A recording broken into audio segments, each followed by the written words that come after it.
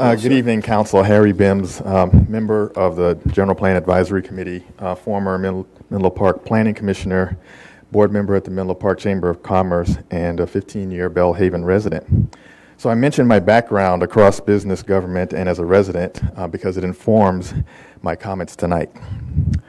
The 2-year plus General Plan update process has left us with a proposed set of documents that are before you tonight.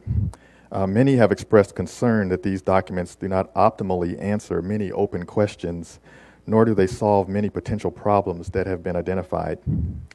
All of these concerns should be considered as legitimate feedback to improve the outcomes for land use development, particularly in the district formerly known as M2 and the surrounding Belle Haven neighborhood. So I recommend that you should not, however, further delay the approval of the documents you are considering. A general plan is not a specific plan. As such, we should not subject the documents before you to a specific plan type process that would stall our momentum. Such a process would only further stall approval of not only anticipated projects, but the implementation of community amenities that have been requested by residents. For example, performing yet another traffic study will not tell us anything we don't already know about the scale of our traffic problems and the range of options available to us to mitigate them. Further delay will not tell us anything we don't already know about the Belle Haven Elementary School. Further delay will not tell us anything we don't already know about the state of our public infrastructure in the neighborhood. So now is the time for us to roll up our sleeves and act. Act to approve what is before you, and act to draft a master plan document for the M2 district in Belle Haven. This master plan document should be a living document that is iteratively developed by stakeholders from business, government, and the residential community.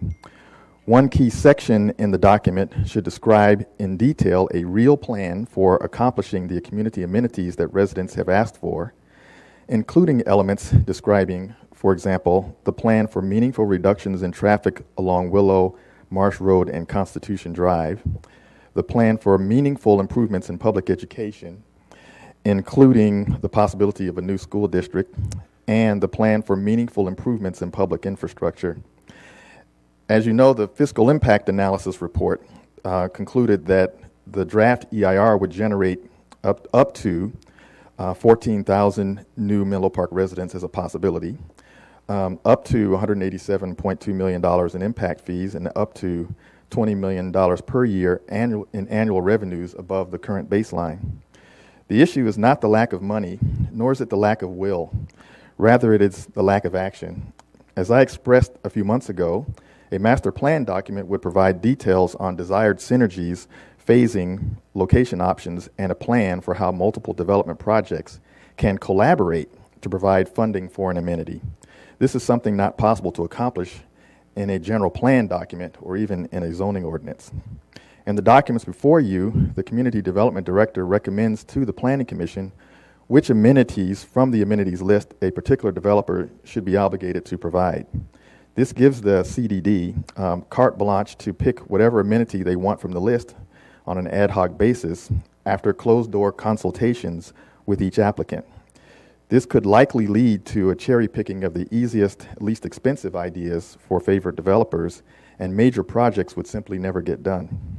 Under the current proposal, each developer must commit to develop and/or manage a community amenity, even though the applicant may not be best suited or even able to provide the most needed amenity at the time they apply for a use permit.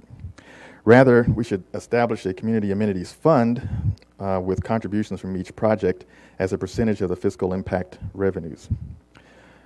Ideas on major amenity projects are one amenity project that would greatly benefit from these ideas was summarized by the consultant as improvements to the quality of student education and experience. This is the consultant's summary of neighborhood's desire to separate from the Ravenswood School District and establish a new K-8 school district for not just our existing population, but the up to 14,000 new residents who will be moving into the neighborhood over the next 5 to 10 years. This is a public education project that's likely too big for any one developer, but as a priority, the initial development projects should dedicate a percentage of their contribution through this Community Amenities Fund to provide a social service improvement in this area. Another area of greatest need is public infrastructure improvements.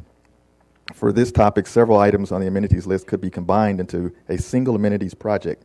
For example, installing power lines underground would require digging up streets and sidewalks. This creates an opportunity to also install other things such as high-speed fiber or lighting and landscape improvements, sidewalks, traffic calming features, etc., in one bundled project. Third, though not mentioned in the community amenities section, the neighborhood has been asking for solutions to the traffic congestion and cut-through traffic that occurs particularly during peak rush hour periods. In response, Councilmember Otake mentioned the possibility of a Willow Road underpass under Highway 84 and additional measures to encourage pass-through traffic to use the Marsh Road/101 interchange.